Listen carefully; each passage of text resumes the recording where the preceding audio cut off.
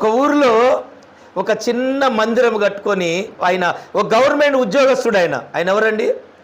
ఒక గవర్నమెంట్ ఉద్యోగస్తుడు. ఒక హాస్టల్లో ఒక వార్డెన్. ఆయన హాస్టల్లో ఒక వార్డెన్. అయితే ఆయన ఆ వార్డెన్గా చేసుకుంటూ ప్రార్థన చేసుకుంటూ అక్కడున్న పిల్లలందరికీ ప్రార్థన చేసేవాడంట. ఇలా రోజు ఇలా జరుగుతుంది. వాక్యం చెప్పేవాడు, ప్రార్థన చేసేవాడు, రోగాలు స్వస్థపరచబడుతుండే, పిల్లల్లో ఉన్న దయ్యాలు వెళ్ళిపోతుండే, ఇలాగా దేవుని కార్యాలు జరుగుతూ ఉండే. అలాగా హాస్టల్లో ఉన్న పిల్లలు కూడా ఆ దేవుని వైపు విశ్వాసం ఉంచుతూ వస్తున్నారు. ఇదంతా కూడా ఆ పైన ఉన్నటువంటి యాజమాన్యానికి తెలిసింది. బాబు, నువ్వు ఉద్యోగం చేసుకో, జీతం తీసుకో, ఈ ప్రార్థన ఏంటి, ఈ మత ప్రచారం ఏంటి అని ఆయన ఉద్యోగాన్ని పీకేశారు. ఏం చేశారు?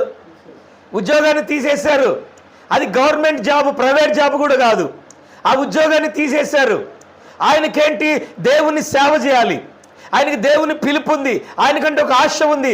ఆ ఆశ, ఆ కోరిక, ఆ తపనతో ఆయన ఆ పని మానుకోలేకపోతా ఉన్నాడు. ఏ పని? దేవుని పని. ఏ పని? దేవుని పని. అయితే ఆయనకి వివాహం కాల. ఏం కాల? ఇది గొప్ప ప్లస్ పాయింట్. దేవుని స్తోత్రం. ఆయనకి ఏం కాలేదు? మ్యారేజ్ అవ్వలా. మ్యారేజ్ అవ్వలేదు కాబట్టి ఆయన ధన్యుడయ్యాడు. ఒకవేళ అయి ఉంటే పరిస్థితి ఎలా ఉండేదో.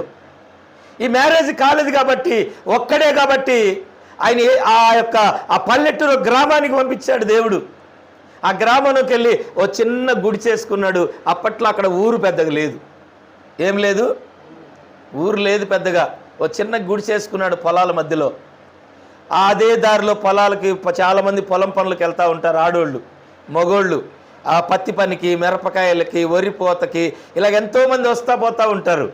అయితే గుడి చేసుకొని ఆ గుడిసెలో ప్రార్థన చేస్తూ ఉండేవాడు ఈయన. చాలామంది ఏమనేవారంటే, అరే బాబు, అమ్మా ఏమనేవాళ్ళు, అరే బాబు ఇక్కడ పాములు ఉన్నాయి, ఇక్కడ తేళ్ళు ఉన్నాయి, భయంకరమైనటువంటి విషపురుగులు ఉన్నాయి, ఏం పనికి ఇక్కడ, నువ్వు ఎందుకుంటున్నావు ఇక్కడ? అమ్మా అర్థమవుతుందా? నువ్వు ఎందుకుంటున్నావు ఇక్కడ? ఇక్కడ ఏమున్నాయి? పాములున్నాయి, తేళ్ళున్నాయి, ఏది గడిచినా కూడా నువ్వు చచ్చిపోతావు.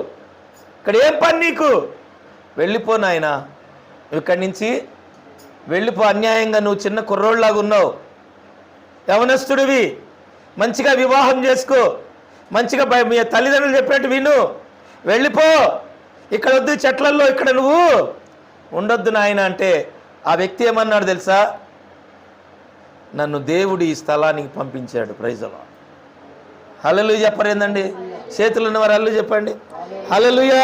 దేవుడు నన్ను ఈ స్థలానికి పంపించాడు.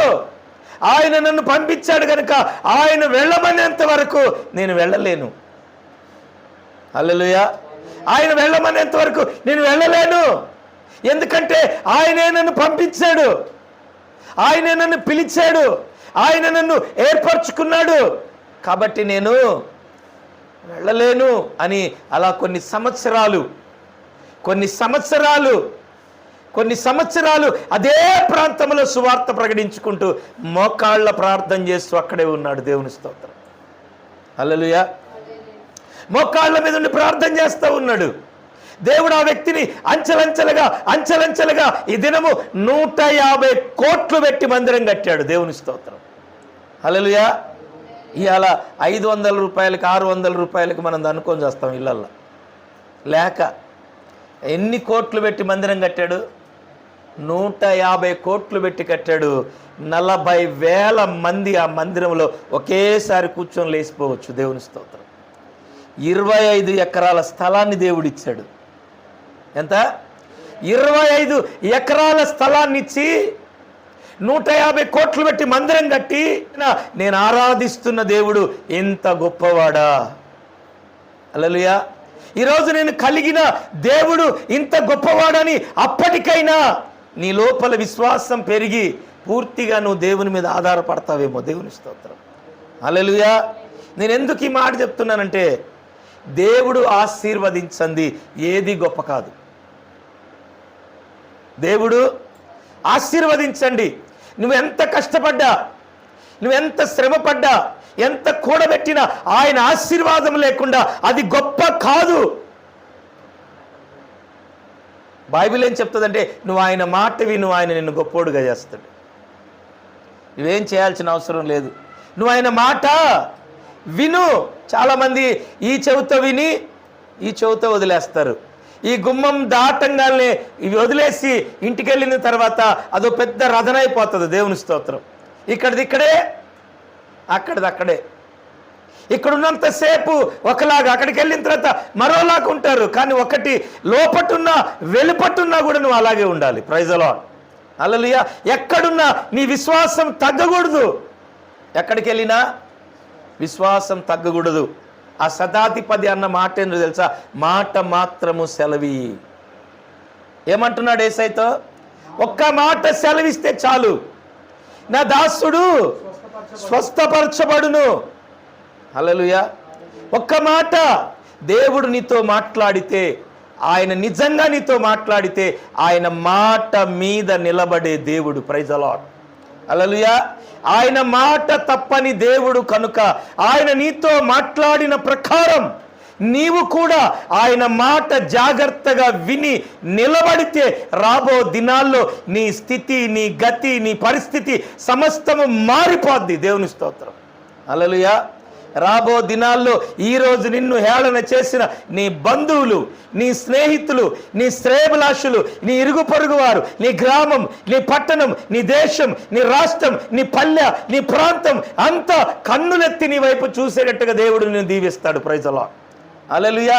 ప్రతి ఒక్కరూ నీ వైపు చూచేటట్టుగా దేవుడు నిన్ను హెచ్చిస్తాడు. ఆమేన్ చెప్తారా? ఆమేన్. హల్లెలూయా. ఆయన నమ్మదగిన వాడు. సహోదరి సహోదరుడా, ఈరోజు ఉన్న ఈ కష్టాలను బట్టి, ఈ ఇబ్బందులను బట్టి, ఈ శ్రమలను బట్టి, వీటిని బట్టి నువ్వు చింతపడవద్దు. వీటిని బట్టి చింతపడొద్దండి. దేవుని స్తోత్రం. ఈ కొద్ది కాలమే ఉంటాయి. ఎంతకాలం? కొంతకాలమే ఈ కన్నీళ్ళు, కొంతకాలమే ఈ శ్రమలు, కొంతకాలమే నిందలు, కొంతకాలమే అవమానాలు. వాటి వెనుక నువ్వు ఆశీర్వాదము చూడబోతున్నావు. Praise the Lord. హల్లెలూయా. వాటి వెనుక ఏం చూడబోతున్నావు? ఆశీర్వాదం అనుభవించబోతున్నావు. దేవుడు నీకిచ్చిన దర్శనం, దేవుడు నీకిచ్చిన వాగ్దానం, దేవుడు నీకిచ్చిన పిలుపు దేవుడు స్థిరపరచబోతా ఉన్నాడు. ఆమేన్ చెప్తారా? దేవుడు స్థిరపరచబోతా ఉన్నాడు. నువ్వు ఆయన వైపే చూడు. దేవునికి మహిమ కలుగును గాక.